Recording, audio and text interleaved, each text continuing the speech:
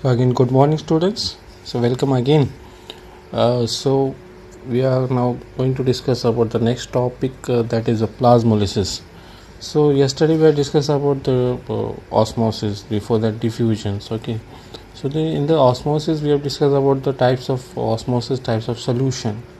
Okay. If you remember, if you have seen the videos, you must have gone through the types of solution or the types of osmosis also. Okay, so today we are going to discuss about the plasmolysis. So in the picture you can see how the cells get shrink. Okay, so it happens due to the three type of solution. Before that we have discussed it. There's a three type of solution, that was hypertonic solution, isotonic, and the hypotonic solutions. Okay, and this practical we have conducted in the lab also, in the department also.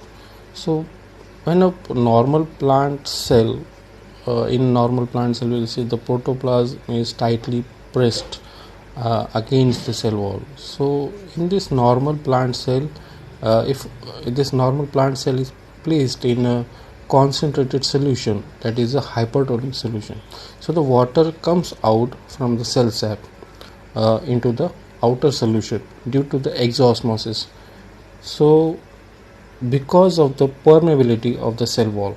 Okay, so the protoplasm shrink, or we can say contract from the cell wall.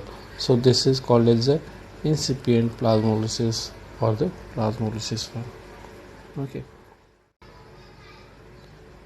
now according to a definition, we'll say if the outer solution is more concentrated as compared to the cell sap, so that is the, again we'll discuss the same thing, that is it is a hypertonic, kept in the hypertonic solution, the protoplasm contracts sorry, or shrinks, so more and more due to the exosmosis one. So according to the definition, we say it is the phenomenon of shrinkage of protoplasm away from its cell wall when the cell is placed in a hypertonic solution. In the picture you can see the normal cell, and after a few hours you can see the plasmolyzed cells are formed.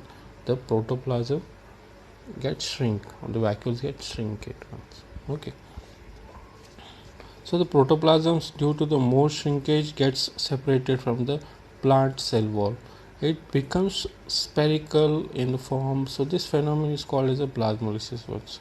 So the plasmolysis, we can say as a plasma, it is known as cytoplasm one, and the lysis means the breakdown one. Okay, now so this tissue or the cell is said to be plasmolyzed. We can divide into a slow process, we'll take it. Okay, in such a plasmolyzed cell, the outer space is occupied by the hypertonic solution. Okay, we'll divide into these four types, we will say.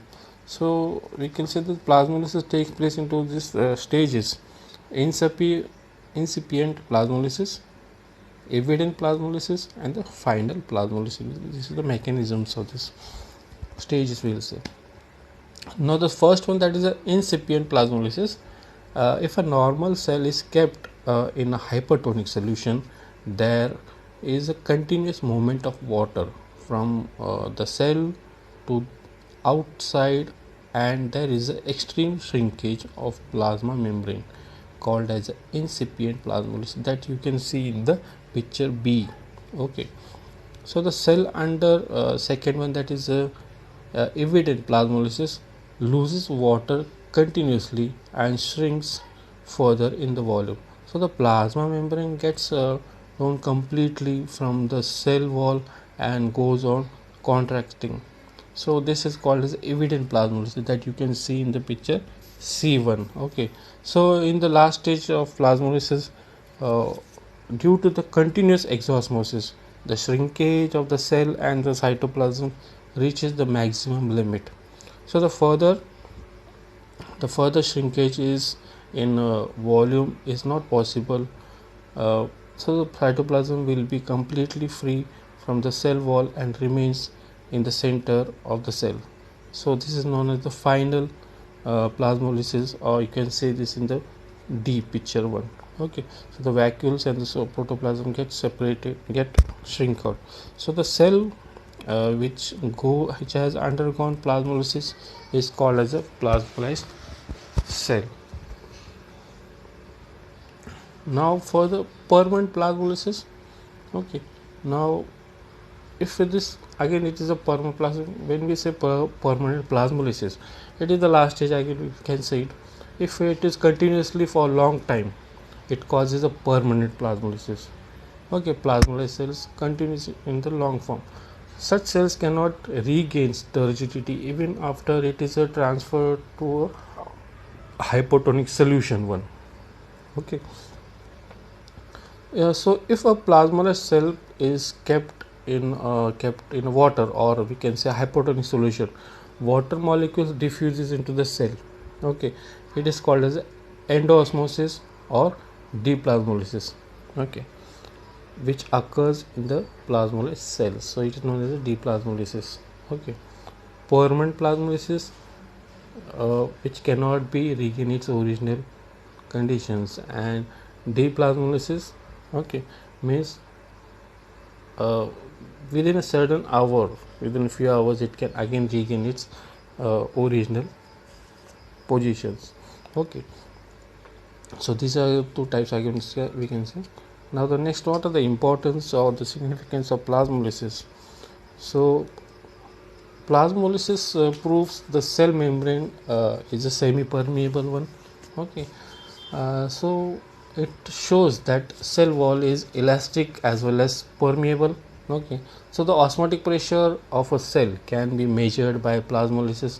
So it will be roughly we can say equivalent to the osmotic pressure of the solution. So the plasmolysis can be shown only by the living cells. Okay, so in the living cells you can identify. So plasmolysis can only happen in the living cells only. So you can identify. So this plant is a living, plasmolysis is happening. So it is a living cell, living plant. Okay, so by salting, there are a few examples you can see.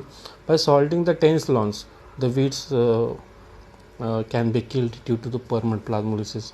Okay, this is one of the important, we can say, salting of pickles, meat and fish, which kills the spores of fungi and bacteria, and for preservative it is being used. It is a traditional method, we can say. So it is also, this plasmid method is also used in making fruit jellies by adding bacteria for not getting spoiled one. So these are the few we can say importance of the plasmolysis. So thank you very much.